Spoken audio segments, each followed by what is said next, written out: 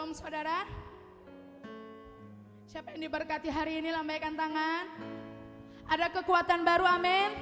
Kita percaya saudara, kalau Tuhan hadir di tengah-tengah kita, pasti ada jawaban, pasti ada pemulihan, pasti ada kemenangan.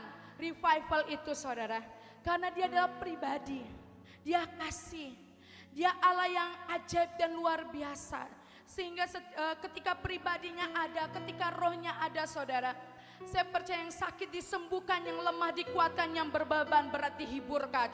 Karena ada kuasa di dalam nama Yesus saudara. Kenapa saya sering sekali berkata yang lemah dikuatkan, yang sakit disembuhkan? Ya karena kehadiran Tuhan membuat sebuah pembalikan saudara. Kehadiran Tuhan membuat sebuah pembalikan yang mustahil menjadi tidak mustahil. Yang tidak ada menjadi ada saudara. Itulah Tuhan kita. Karena dia Allah yang ajaib, Jehovah Jireh, dia Jehovah Rapha. Apa yang kita perlukan Tuhan yang menyediakan dan memberkati semuanya. Jangan pernah lemah, jangan pernah mundur di dalam Tuhan. Karena Tuhan adalah kekuatan kita. Tuhan adalah penjaga kita. Amin saudara. Saudara, hari ini saya akan berbicara dengan tema kita di bulan Juni, yaitu God is my keeper atau God is our keeper saudara.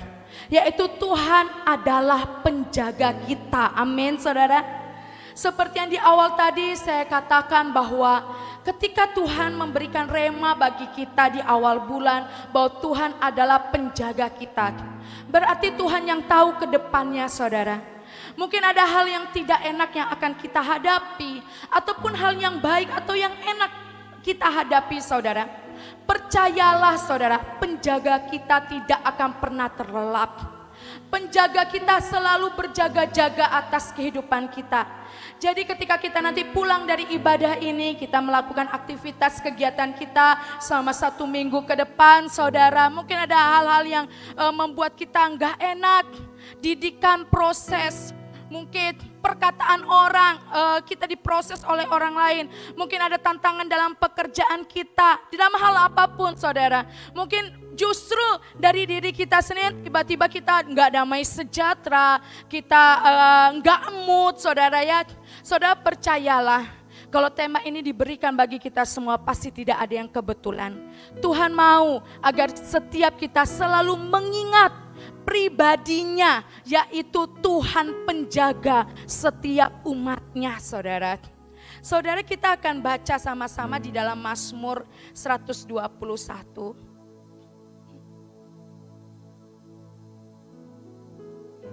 Mazmur 121 ayat 1 sampai dengan 8.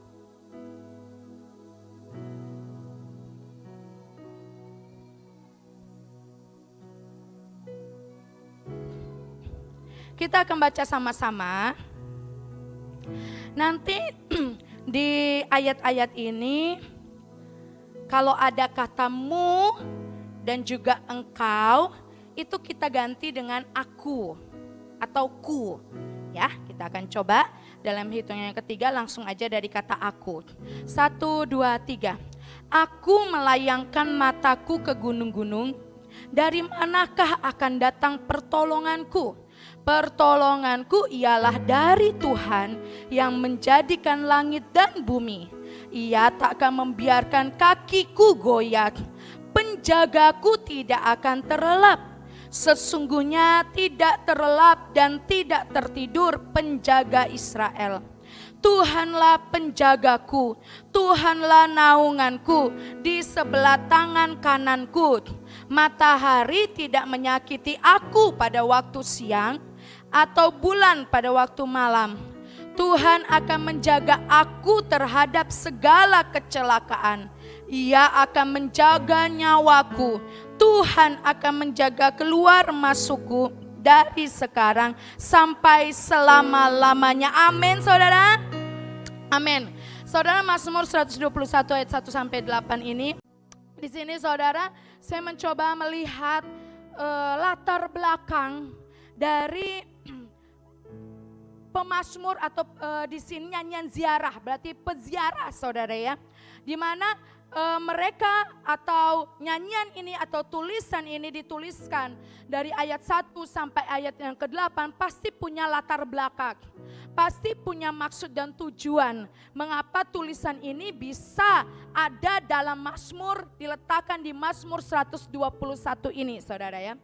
Jadi saudara, di sini yang saya lihat ayat 1 sampai ayat 8 itu berbicara tentang Allah sebagai penjaga bagi umatnya. Tidak hanya pada konteks saat itu, tetapi itu juga berlaku pada zaman sekarang sampai ke keturunan-keturunan kita, saudara. Bahwa ayat ini mendeskripsikan Allah sebagai penjaga orang-orang yang percaya bahwa Yesus Kristus adalah Tuhan dan Juru Selamat. Sebenarnya saudara, nyanyian ziarah ini tidak hanya di pasal 121. Tetapi kalau kita lihat itu sebenarnya dari pasal 120 sampai 134, saudara. Jadi itu sambung menyambung ya, tidak hanya sepenggal-sepenggal. Kenapa ini sepenggal-sepenggal dikasih ayat 1 sampai 8 itu karena LAI, Lembaga Alkitab Indonesia yang mengerjakannya sehingga dipenggal-penggal atau dikasih jarak atau dikasih ayat, nomor-nomor ayat, saudara, agar kita lebih memahami dan lebih mengerti seperti itu. Sebenarnya dari ayat 120 sampai 134 itu adalah saling berkesinambungan nyanyian ziarah ini. Apa itu nyanyian ziarah? Yaitu suatu puji-pujian untuk Tuhan. Nyanyian ziarah puji-pujian untuk Tuhan, saudara. Jadi sekitar dari 120 sampai 134 itu sekitar 14 sampai 15 mazmur atau puji-pujian yang dinaikkan sepanjang mereka naik ke kota Yerusalem. Loh, kok naik ke kota Yerusalem? Saudara, dari ayat dari pasal 120 sampai 134 itu kenapa dituliskan? Konteksnya adalah saat itu umat saat itu, saudara, mereka sedang melakukan sebuah perjalanan untuk naik ke kota Yerusalem atau naik ke Bukit Sion, saudara. Kenapa? Karena di dalam kitab Keluaran itu dituliskan bahwa mereka harus setahun, paling tidaknya itu setahun 3 kali. Mereka harus naik ke bukit Tuhan, ke Bukit Sion untuk bertemu dengan Tuhan di sana. Ada beberapa perayaan atau hari-hari khusus, hari-hari tertentu mereka harus naik ke sana dan memberikan sebuah korban, sebuah persembahan kepada Tuhan di sana, saudara. Jadi ketika mereka menaiki bukit, saudara, mereka itu harus membawa sebuah persembahan, korban bakaran, domba, lembu dan lain sebagainya, saudara. Dan naik ke bukit itu bukan bukit yang kecil, saudara. Saya melihat tertulis bahwa paling kurang lebih itu 800 meter gitu ya. 800 meter dari permukaan laut gitu ya. Nah, dan konteks saat itu, bukit-bukit saat itu, saudara, pastinya berbatuan, terjal, jalannya nggak mulus, nggak kayak sekarang mungkin, saudara ya, yang bisa dilalui dengan kendaraan umum, saudara, roda 4 untuk naik ke sana. Zaman dulu, zaman Alkitab, saudara, mereka melakukan sebuah perjalanan dengan berjalan kaki, saudara. Jadi saudara bisa bayangkan mereka berjalan kaki hanya untuk melaksanakan peraturan dan juga melaksanakan apa yang Tuhan suruh, bahwa mereka harus bertemu dengan Tuhan di atas bukit itu, di Bukit Sion itu. Mereka harus melewati jalan yang terjal, jalan berbatuan untuk mereka melakukan sebuah persembahan dan korban bakaran, saudara. Maka dari itu kita bersyukur kepada Tuhan untuk saat ini. Ini adalah zaman anugerah. Apakah di antara saudara masih ada yang naik gunung, saudara, untuk memberi korban bakaran? Minimal kalau misalnya ada peraturan, minimal jemaat Gunung Sion setahun 3 kali naik Gunung Kerinci. Saudara mau nggak, saudara? Saya nggak mau saudara ya, capek apalagi Gunung Kerinci itu dingin, kok sudah makin naik makin dingin, terjal dan lain sebagainya saudara. Saya nggak mau, begitu besar anugerah Tuhan bagi kita saudara. Kita bisa duduk diam, kita menyembah Tuhan, kita beri korban bakarannya dengan pujian penyembahan dan seluruh hidup kita. Itu Tuhan sudah bangga saudara. Tidak seperti zaman dulu. Zaman di Mazmur 121 ini bagaimana mereka harus melewati berbagai tantangan. Saya akhirnya percaya pasti perjalanan mereka itu tidak mulus saudara. Dan pasti mereka itu berkelompok. Tidak hanya sendiri saudara. Maka dari itu mereka menaikkan lagu atau nyanyian ziarah. Ya, di kitab Mazmur ini. Mazmur ini arti kata lainnya adalah mismor saudara. Mismor itu adalah nyanyian pujian dalam suka maupun duka. Makanya kita melihat Mazmur ini banyak nyanyian-nyanyian, baik itu tentang suka maupun duka saudara ya. Nah nyanyian ziarah ini dari ayat 1 sampai ke 8, maka dari itu mereka katakan aku melayangkan mataku ke gunung-gunung saudara. Karena ketika mereka naik ke gunung saudara, makin tinggi makin terlihat jelas apa yang ada di sekitar mereka. Dan saat itu daerah itu memang banyak bukit-bukit dan gunung-gunung saudara. Dan gunung-gunung. Maka dari itu ada banyak sekali dikatakan juga, ia takkan membiarkan kakimu goyah. Karena capek saat itu saudara ya. Jalan kaki ya, jalan kaki jauh, belum lagi berbatuan saudara. Percayalah kalau kita pakai sepatu sebagus apapun, kita jalan misalnya berjam-jam sekalipun, bahkan 1 hari full saudara, pasti juga lama-lama sepatu itu akan rusak. Apalagi jalannya tidak mulus saudara. Lalu dikatakan lagi, matahari tidak menyakiti engkau pada waktu siang atau bulan pada waktu malam. Nah ini tertulis ya karena kondisi mereka saat itu. Siang malam berjalan demi untuk bertemu dengan Tuhan dan melakukan sebuah peraturan. Maka dari itu di sini juga dikatakan Tuhan akan menjaga engkau terhadap segala kecelakaan. Karena pada saat itu saudara pastinya di situ ada binatang buas lah, di situ ada hal-hal yang tidak mengenakan. Namanya juga lagi jalan ke bukit di tempat yang gak enak, terjal, banyak binatang buas, matahari menyengat, di situ pasti nggak punya deh kafe gitu ya. Saat itu ada kafe bisa berteduh dulu, bisa beli ice coffee dulu, enggak saudara ya. Pasti mereka melakukan, belum lagi bawa domba, belum lagi dombanya kalau nggak nurut gimana gitu ya. Mereka harus istirahat dulu, panas, terik, mungkin pulang sampai malam saudara. Makanya dikatakan di sini matahari tidak menyakiti engkau pada waktu siang atau bulan pada waktu malam. Jadi Mazmur 121 ini dituliskan dengan konteks dan latar belakang bagaimana ada suatu rombongan yang mereka mau datang ke hadapan Tuhan untuk mereka mempersembahkan sebuah korban yang sudah memang ada peraturannya, dan itu saya tidak buka di kitab Keluaran saudara. Lalu ketika saya mempersiapkan ini, saya merenungkan saudara ya. Saya merenungkan firman Tuhan ini ayat 1 sampai ayat yang ke-8 ini sungguh luar biasa.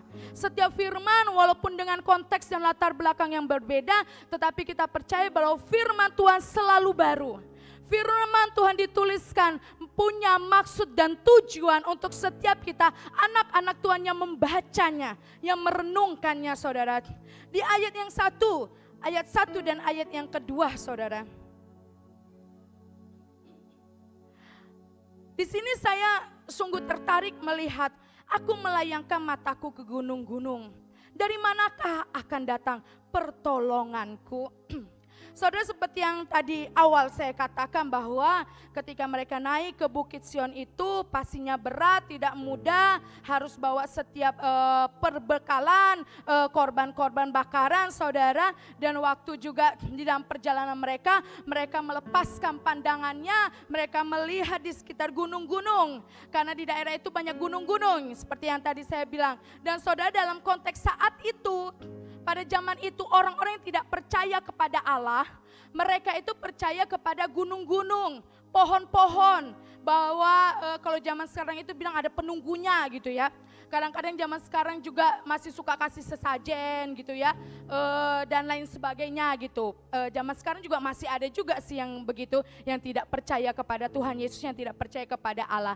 Nah saat itu juga saudara, orang-orang yang tidak percaya kepada Allah, yang tidak percaya kepada Tuhan, mereka juga mempercayai bahwa di gunung-gunung itu ada Allah-Allah lain atau ilah-ilah lain saudara.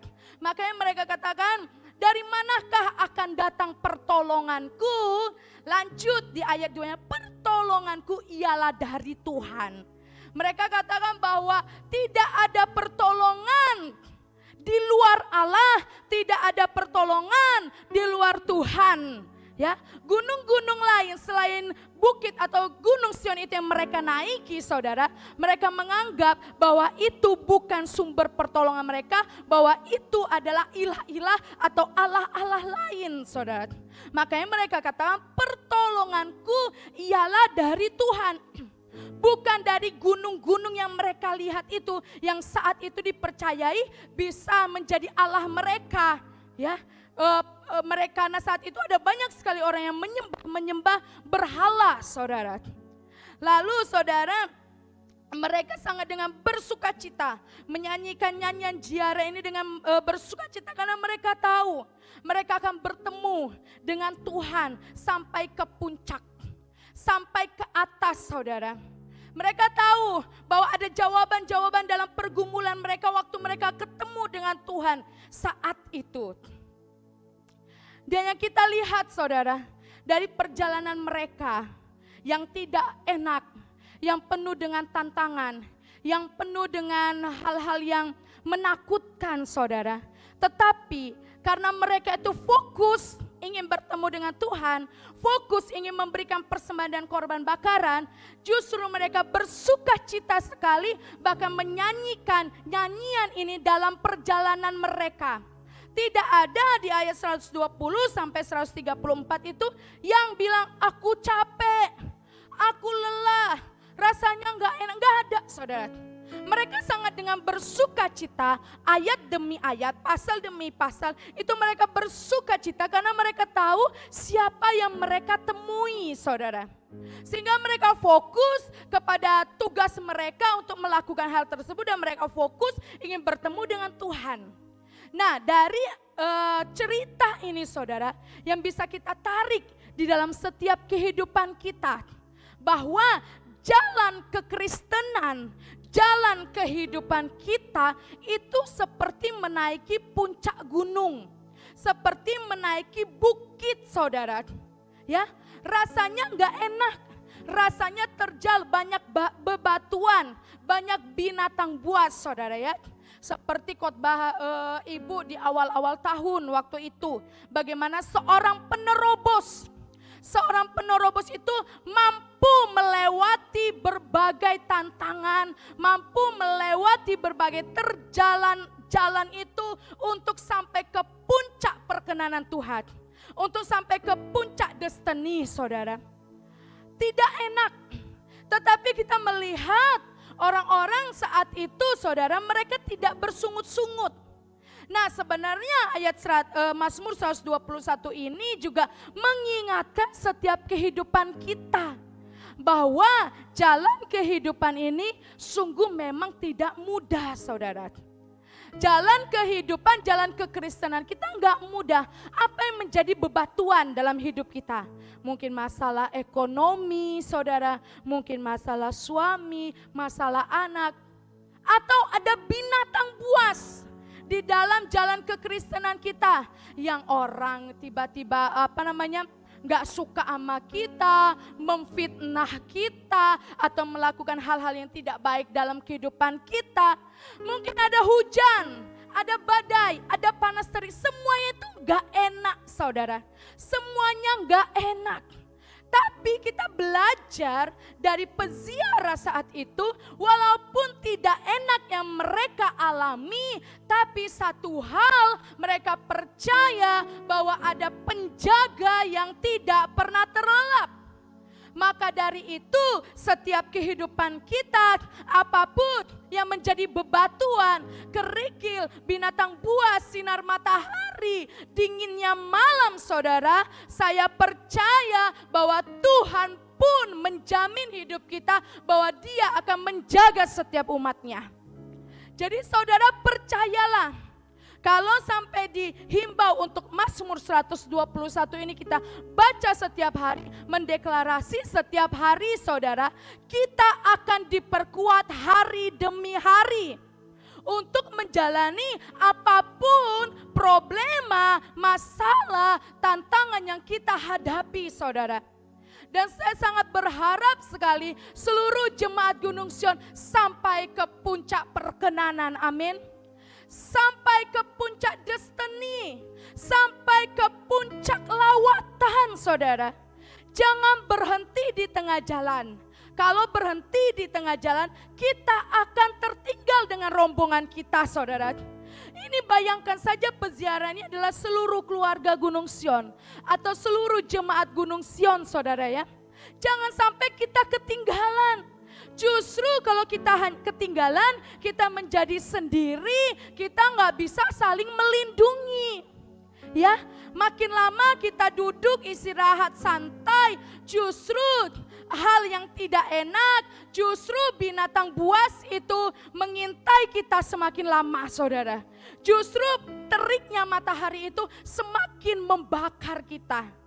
Jadi jalan kehidupan kekristenan kita, kalau kita berhenti di tengah jalan saudara, dan katakan Tuhan kok gini terus ya. Tuhan kok gak maju-maju ya, tantangan terus, itu berhenti di tengah jalan saudara. Ya, karena capek, dia kan capek, jalan capek, berhenti dulu, aduh capek, mengeluh dan lain sebagainya saudara. Semakin kita berhenti di tengah jalan, semakin kita bersantai dan tidak fokus kepada puncak itu tadi, justru mara bahaya, serangan itu semakin mengintai kita saudara. Jadi lebih baik ayo masuk di dalam rombongan itu, unity, bergandengan tangan sama-sama untuk ke puncak itu, puncak kemuliaan itu, yaitu Yesus Kristus saudara. Jadi saudara, kita gak bisa katakan bahwa Tuhan aku gak mau ada masalah, aku gak mau ada tantangan, aku gak mau ini dan itu. Gak bisa saudara, itu adalah bagian dari kehidupan. Itu adalah bagian dari kehidupan. Tinggal kita mau jalan sama Tuhan, jalan sama Roh Kudus, atau kita jalan sendiri. Yang kita tahu jalan sama Tuhan dengan jalan Roh Kudus saudara, memang tidak mudah, tetapi pasti ada jawaban dan damai sejahtera. Kalau jalan memakai dengan diri kita sendiri, pikiran kita sendiri saudara, mungkin mulus saudara, tetapi endingnya pasti tidak enak saudara. Tidak ada damai sejahtera di dalamnya. Dan kita melihat peziarah ini, mereka positive thinking. Mereka memilih untuk menyembah Tuhan, untuk memuji Tuhan dibandingkan bersungut-sungut saudara. Dibandingkan bersungut-sungut, dibandingkan mengeluh. Saya dengan Pak Pen itu punya prinsip saudara. Mengeluh, bersungut-sungut itu tidak dapat mengubah keadaan. Justru memperburuk keadaan. Jadi kami memilih apapun, proses apapun, tantangan apapun yang disodorkan, diizinkan oleh Tuhan maupun apapun saudara yang gak enak. Kami memilih justru bersyukur, memilih untuk bersyukur. Setidaknya saudara, walaupun saat itu, detik itu jawaban doa belum terjawab, setidaknya ada damai sejahtera di dalam roh kita. Setidaknya itu ada suatu kepuasan yang saya gak bisa katakan atau deskripsikan dengan kata-kata saudara.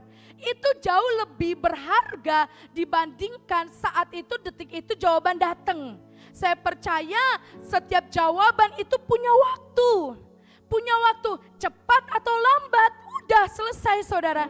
Kalau saat ini belum terjadi, oh berarti next Tuhan ya. Jadi kita gak bisa memaksakan terus, harus ayo dong Tuhan. Kok lama banget Tuhan, sekarang dong. Kita gak ngerti apa maksud Tuhan saudara. yang Tuhan mau izinkan dalam kehidupan kita. Jadi kami, saya dan Pak Pen memilih ya untuk bersyukur aja. Bersungut-sungut itu memperburuk keadaan, saudara. Yang pertama, membuat atmosfer antara kita dengan Tuhan ataupun di dalam rumah gak enak. Yang kedua, jadi gak damai sejahtera, semua jadi serba salah, saudara. Bersungut-sungut membuat kita jadi gak bisa memandang apa yang Tuhan mau. Jadi untuk apa kita memilih bersungut-sungut? Untuk apa kita memilih mengeluh kalau itu gak ada dampaknya? Kecuali ketika saat itu kita mengeluh, saat itu datang jawaban. Dan saya rasa di dalam Tuhan gak ada yang seperti itu, saudara. Jadi saudara, biarlah kita seperti peziarah ini. Gak enak perjalanannya, gak mudah jalan-jalannya. Tapi mereka memilih untuk bersyukur dan mengagungkan Tuhan. Karena mereka tahu bahwa ketika mereka mengagungkan Allahnya, mengagungkan Tuhannya, justru mereka terus dijaga di dalam perlindungan Tuhan. Dan kita percaya saudara, kita sebagai orang-orang Kristen, itu gak mungkin Tuhan melepaskan pandangannya kepada kita saudara. Apalagi kalau kita sungguh-sungguh sama Tuhan, gak mungkin Tuhan gak tertarik untuk menolong dan membantu kita saudara. Firman Tuhan jelas katakan bahwa Tuhan adalah penjaga yang tidak pernah terlelap saudara. Di ayat yang kelima kita baca sama-sama. Mu diganti kata dengan ku. 1, 2, 3. Tuhanlah penjagaku, Tuhanlah naunganku di sebelah tangan kananku. Ya, Tuhanlah penjagaku saudara. Jadi seperti yang saya katakan peziarah tadi ada banyak sekali problema ya yang saya sudah jelaskan tadi. Tantangan mereka di dalam perjalanan sampai ke puncak itu memang tidak mudah, tetapi mereka katakan Tuhanlah penjagaku. Saudara, kalau saudara menghadapi hal yang tidak enak saudara, yang menyakitkan, yang membuat kita menjerit Tuhan. Sebagai ibu-ibu rumah tangga mungkin ada banyak yang dipikirkan. Sebagai kepala rumah tangga ada banyak tanggung jawab yang diberikan beban atas kehidupan kita. Tetapi mampukah kita berkata, Tuhan Engkau penjagaku, Tuhan Engkau naunganku. Jangan sampai saudara justru kita mengungkapkan hal-hal yang tidak enak. Saudara percaya gak saudara, di balik ucapan syukur itu ada mujizat. Itu saya percaya banget saudara. Saya percaya banget justru Tuhan akan dengan cepat mengulurkan tangannya kepada kita kalau kita memberikan ucapan syukur. Kalau kita semakin sungut-sungut, semakin Tuhan lama untuk mendidik kita. Semakin sungut-sungut, semakin menggerutu, makin lama kita dididik sama Tuhan sampai kita punya hati yang rela saudara. Jadi lebih baik kita memilih seperti peziarah tadi, Tuhan Engkau adalah penjagaku, Tuhan Engkau akan menghindari aku dalam segala hal. Selalu berpikir positif itu tadi saudara. Itulah kekuatan setiap kehidupan kita. Saudara, kata penjaga di sini saya lihat itu menggunakan kata asli bahasa Ibrani syamar saudara. Itu adalah kata kerja. Syamar itu adalah kata kerja, bukan kata benda yang diam. Tidak berfungsi dengan semestinya. Tapi kata kerja ada sebuah action atau sebuah reaksi saudara. Berarti di sini Tuhan itu memberikan sebuah respon yang baik bagi setiap kita anak-anak Tuhan. Apa itu syamar saudara? Apa yang dimaksud Tuhan adalah penjaga kita? Itu artinya adalah Tuhan itu bertanggung jawab, mengawasi. Coba sama-sama dengan saya ya. Bertanggung jawab, mengawasi, mempertahankan, menunggu, memelihara, melindungi. Nah saudara, itu semua bagus gak saudara? Oke kan saudara? Jadi artinya aku Tuhan yang menjaga engkau, berarti dia juga secara tidak langsung mengatakan bahwa aku Tuhan yang bertanggung jawab atas kebutuhanmu. Aku Tuhan yang bertanggung jawab atas setiap seruanmu. Aku Tuhan yang mengawasi setiap langkah hidupmu. Aku Tuhan yang mengawasi setiap rumah tanggamu, setiap apapun yang kau naikkan di hadapanku. Dengan kata lain Tuhan juga katakan, aku Tuhan yang mempertahankan engkau untuk tetap percaya kepadaku. Dengan kata lain Tuhan juga katakan, aku yang memelihara dan melindungi engkau jemaat Gunung Sion. Ajaib enggak Tuhan saudara? Gak hanya dia berjaga-jaga, gak hanya itu. Saudara bodyguard ya, itu tugasnya menjaga, melindungi, udah sebatas itu saudara. Sebatas ya dengan segala tugas dan tanggung jawab mereka. Ya. Tetapi Tuhan lebih dari itu. Roh Kudus Parakletos lebih dari itu. Ya, dia yang bertanggung jawab. Jadi saya mau katakan mulai hari ini tidak ada lagi ketakutan dan kegentaran dalam hidup kita kekristenan. Naiki bukit itu, naiki gunung itu, karena ada Tuhan Jehovah yang memberikan tanggung jawabnya atas hidup saya dan saudara, amin. Jangan pernah takut saudara, karena dikatakan bahasa aslinya memelihara saudara. Mungkin kita nggak tahu besok makan apa, saya pernah mengalami itu saudara. Tapi saya tahu ada syamar, ada penjaga. Anak-anak Tuhan sudah dituliskan di firman Tuhan, tidak akan meminta-minta sampai ke keturunan, amin saudara. Itu janji Tuhan saudara. Karena apa? Karena bagian kita percaya Tuhan pasti akan memberkati. Tetapi terkadang ketakutan, kekhawatiran itu membatasi Roh Allah bekerja dalam setiap kehidupan kita. Mungkin saat itu Tuhan ingin menunjukkan bahwa Dia Tuhan yang bisa memberikan jawaban. Ketika kita menghadapi satu masalah saudara, mungkin kita berpikir, kok kayak gini ya Tuhan, kok kayak gini. Saudara, mungkin saja saat itu Tuhan ingin saudara datang kepada Tuhan dan Tuhan melakukan mujizat. Kalau misalnya saudara dapat pertolongan dari orang lain, dapat pertolongan dari mana-mana, pokoknya bukan dari Tuhan lah. Bagaimana Tuhan mau mengalami Dia Jehovah Jireh? Bagaimana saudara mau mengalami benar-benar mujizat itu nyata dalam kehidupan saudara? Saya pernah saksikan waktu itu di kaum wanita saudara ya. Bagaimana benar-benar Tuhan itu Jehovah Jireh gitu. Memang gak mudah, deg-degannya itu dahsyat gitu. Tetapi saya percaya Tuhan punya waktu. Ada waktu untuk menangis, ada waktu untuk tertawa, ada waktu saudara. Semua ada waktunya saudara. Tetapi di situ saya percaya justru di dalam ketidakenakan Tuhan melakukan mujizatnya saudara. Dalam setiap kehidupan kita, ya, saya sering katakan alami Tuhan. Karena apa? Di dalam hal yang gak enak, di dalam hal yang pahit, di dalam hal yang menekan kita, banyak sekali tuntutan ABC saudara. Ketika engkau datang ke gunung ya Tuhan, justru di situ kau akan melihat pertolongan Tuhan. Karena dikatakan pertolonganku ialah dari Tuhan. Jadi kita gak punya alasan untuk tidak mengucap syukur. Kita gak punya alasan untuk tidak datang ke gunung Tuhan itu. Mempersembahkan korban bakaran. Fokus kita seperti peziarah ini, Tuhan aja saudara. Maka setiap perjalanan itu ya Tuhan yang akan menjaga, melindungi setiap kita saudara. Syamar ini merupakan penyataan kasih sayang saudara.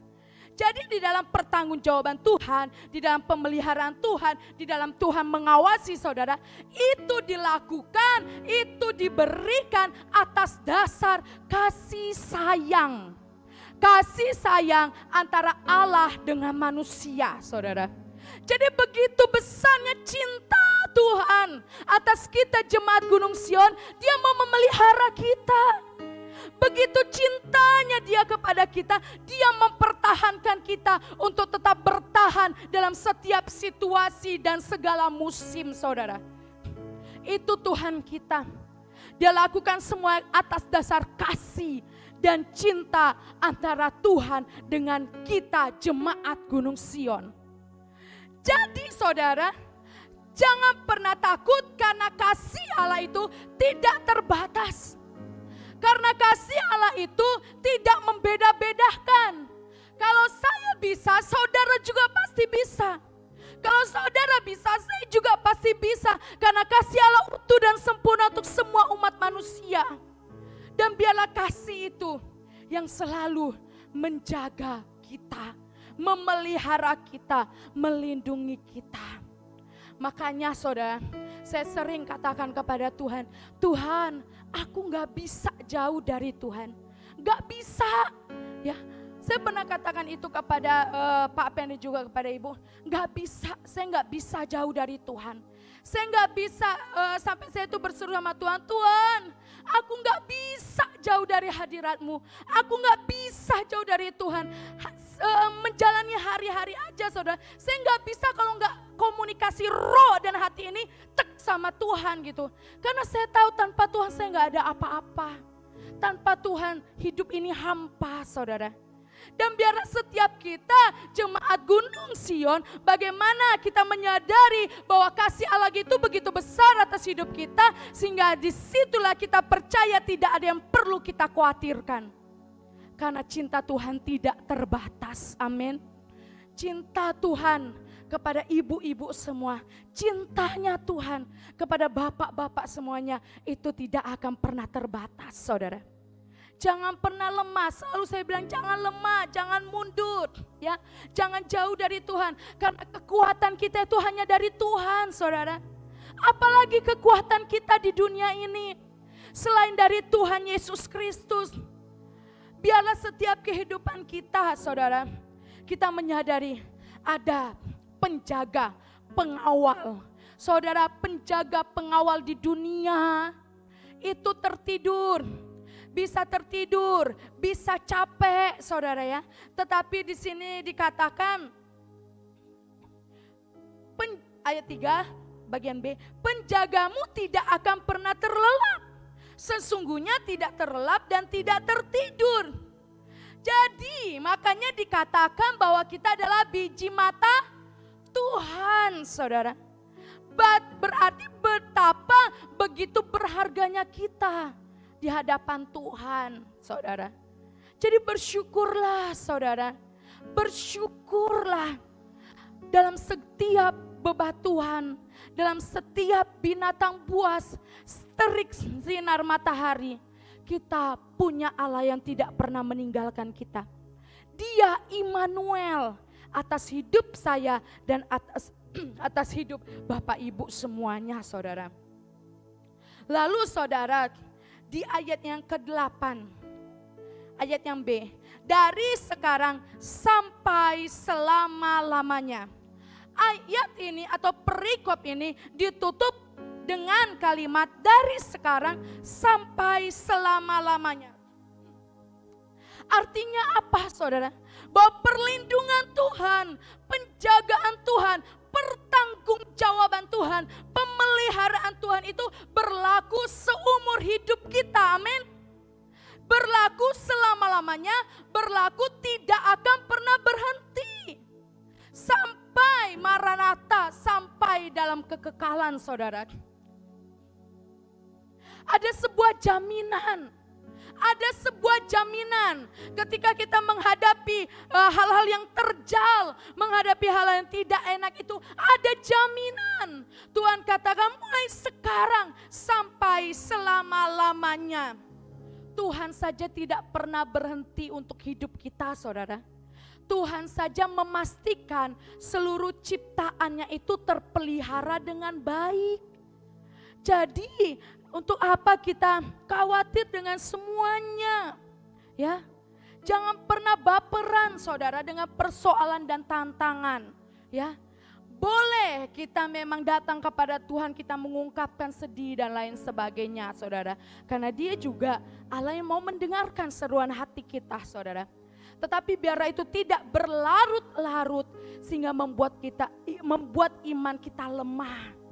Ya, saya mau dan saya terus katakan, ayo jemaat Gunung Sion, terus semangat, terus on fire. Tuhan tidak pernah berhenti atas hidup kita dan kita pun harus demikian. Tidak pernah berhenti untuk percaya kepada Yesus, amin. Ayo bilang ke kanan kiri, jangan berhenti percaya kepada Tuhan. Ya, jangan berhenti saudara. Jangan pernah berhenti. Karena Tuhan sampai detik ini tidak pernah berhenti memelihara hidup kita. Percayalah.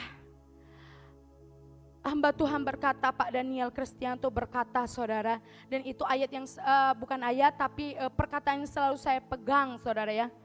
Memang tidak mudah, tetapi pelan-pelan pasti sampai. Ya, memang tidak mudah kita menaiki gunung itu. Gak mungkin mudah, cepet banget gitu ya. Kayak waktu dulu tim misi mau naik ke Gunung Kerinci. Gak secepat itu, tidak segampang itu, perlengkapannya pun tidak hanya cuman pakai baju biasa, ada banyak. Gak mudah untuk melewati gunung itu saudara. Tapi pelan-pelan akan sampai juga. Jadi segala terjalan, bebatuan itu, hal yang tidak enak itu saudara, percayalah kita pasti akan sampai juga. Karena ada Roh Kudus. Roh Kudus, maka dari itu saudara tadi sebelum firman Tuhan, Roh Kudus memberikan perlengkapan dalam hidup kita. Jadi gak ada alasan di bulan Juni kita bersungut-sungut. Amin saudara. Karena Tuhan tadi sudah memberikan kekuatan baru. Aktifkan itu saudara. Dan katakan, Tuhan Engkau penjagaku. Ingat ya, penjaga tadi Syamar. Ingat ya saudara, Syamar itu apa tadi? Di situ pertanggungan jawab Tuhan, di situ pemeliharaan Tuhan, di situ Tuhan mengawasi kita, di situ Tuhan mempertahankan semuanya. Jadi ketika kita menghadapi hal yang tidak enak, katakan, Tuhan Yesus, Engkau adalah penjagaku. Bangkitkan iman kita saudara, agar kita tetap berada di dalam jalan kudusnya Tuhan. Tetap berada di dalam apa yang Tuhan mau. Allah saja memastikan kita orang-orang yang berlindung kepadanya itu hidup damai sejahtera saudara. Dan biar ada respon yang timbal balik antara Tuhan dengan kita dan kita dengan Tuhan. Tuhan memelihara hidup kita, kita pun memelihara iman kita saudara. Memelihara iman kita untuk sampai selama-lamanya kita tetap percaya bahwa Dia adalah Tuhan yang menjaga, melindungi kita. Amin. Pulang dari ibadah hari ini, kebaskan setiap ketakutan, kebaskan setiap kekhawatiran, kebaskan setiap kecurigaan, kebaskan setiap kelemahan saudara. Kita adalah umat-umat pilihan Allah, amin. Kita revival di akhir zaman, amin. Maka dari itu setiap kita bangkit terus di dalam Tuhan. Tantangan tidak pernah berhenti saudara. Tetapi biarlah kita pun justru semakin juga tidak berhenti untuk mencintai Tuhan. Amin saudara. Amin saudara.